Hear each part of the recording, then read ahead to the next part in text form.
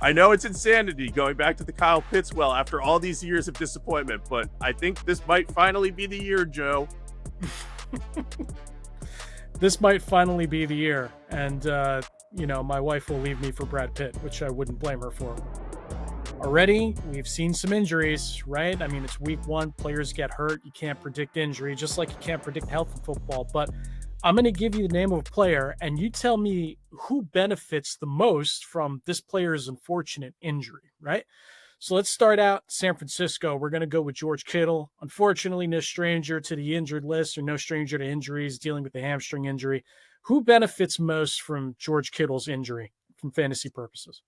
Yeah, I think the easy answer is Jake Tonjes because he's going to be playing at tight end and probably be the top receiver. He's a 2022 undrafted free agent who played sparingly in his first few years with the 49ers, but he caught his first touchdown last week and he has some receiving chops. He's played well in the preseason before. So with Kittle out, he should probably be the tight end in San Francisco to own for fantasy purposes. But I think probably more of Kittle's targets are going to be funneled down to Ricky Pearsall and Christian McCaffrey, who led the team in targets during that week one game. And, with Jauan Jennings also a little bit banged up, I think those two guys are going to get a lot more action with Kittle's targets out of the question, too.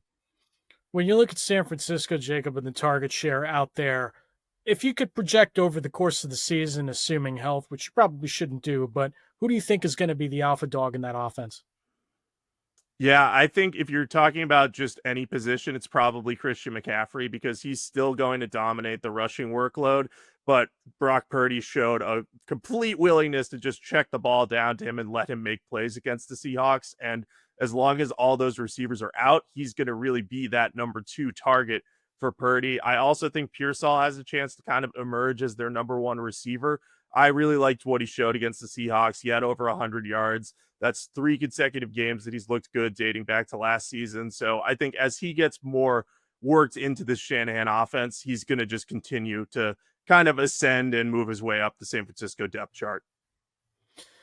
All right, Jacob, from San Francisco to Kansas City, let's talk a little bit about the injury to Xavier Worthy. Dislocated his shoulder. It sounds like he's planning to play sooner rather than later. His availability for week 2, something of a question mark. But Andy Reid seemed pretty positive in his limited updates with Xavier Worthy. Maybe surgery still on the table, but with Xavier Worthy out and Rashee Rice out, who benefits the most from those injuries?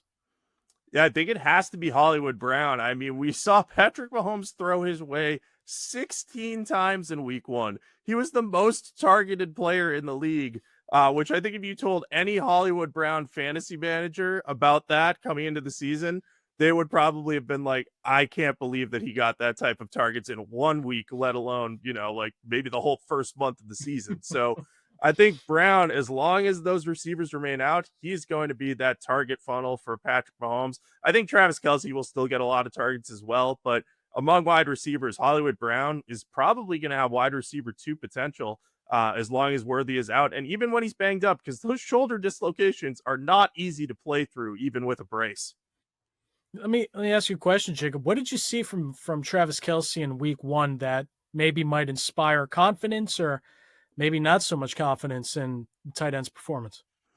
I thought on his touchdown catch, it looked like he had a little bit more top speed than he's had in recent years, which would line up with the training that he's done this offseason to just kind of get that burst back a little bit after 2 years of maybe neglecting that training a little bit. So I think that's what you look at as a fantasy football player and just say, hey, this guy showed a little bit more in that realm than he showed in recent years. So I'm a little more confident, but obviously didn't have a lot of catches. But as we've mentioned, tight end's a fantasy wasteland. So if you're getting a long touchdown from Travis Kelce every week, you're going to be very, very happy about your performance at the position.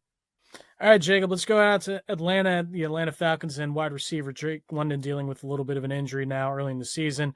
Raheem Morris called him tough. His availability for week 2 is kind of up in the air right now, but what do you say? What do you see with Drake London, and who's the next man up in that situation?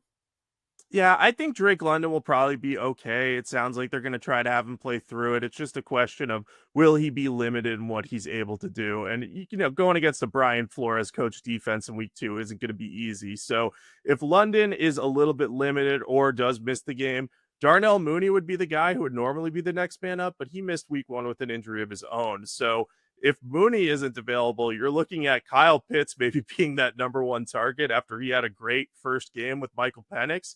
But if you're looking for a receiver who's going to benefit from it, it's probably Ray McLeod, the veteran speedster guy who's kind of turned himself into a solid number 3, number 4 receiver.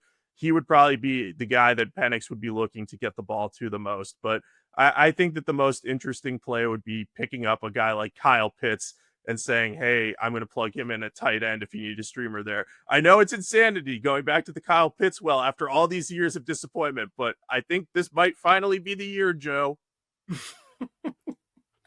This might finally be the year. And, my wife will leave me for Brad Pitt, which I wouldn't blame her for, but, we'll see. All right, Jacob, let's go back out to San Francisco. And we talked a little bit about George Kittle before, but let's go over to Jauan Jennings. And 2 words that I think all fantasy owners hate to hear is could play, right? That question mark.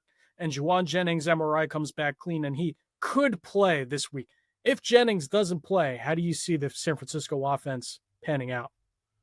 Yeah, it's going to be pretty messy if Jauan Jennings doesn't play. I mean, I mentioned Ricky Pearsall and Christian McCaffrey are going to get a lion's share of the targets. But beyond that, if Jennings is out, we really don't know who the number 2 receiver is going to be. And it could end up being Kendrick Bourne, who they just signed this week.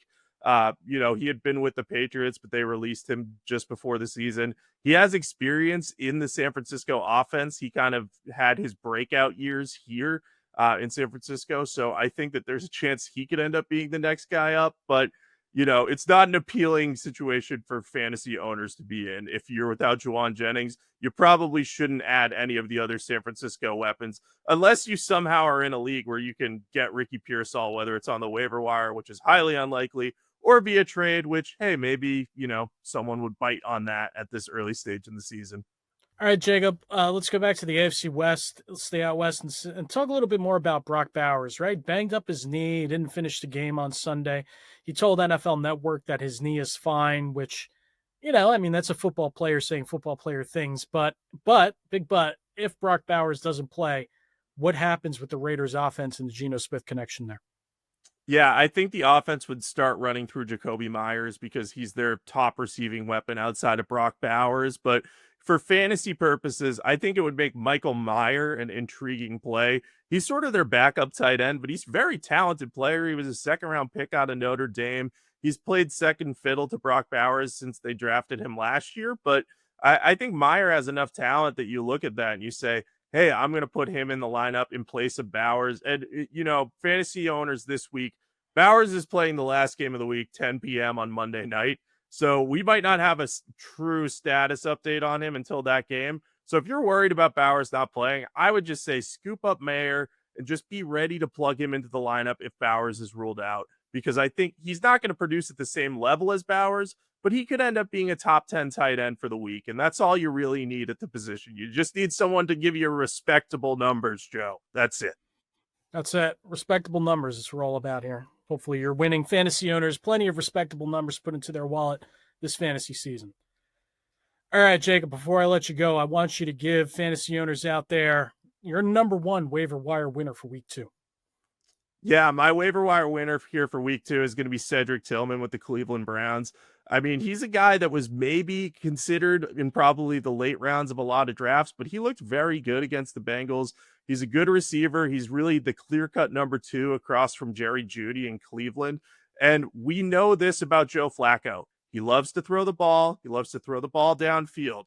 Cleveland's going to be trailing probably a lot throughout the season, and they're not going to have much semblance of a running game until, maybe Quinshon Judkins comes back, which we don't know when that will happen.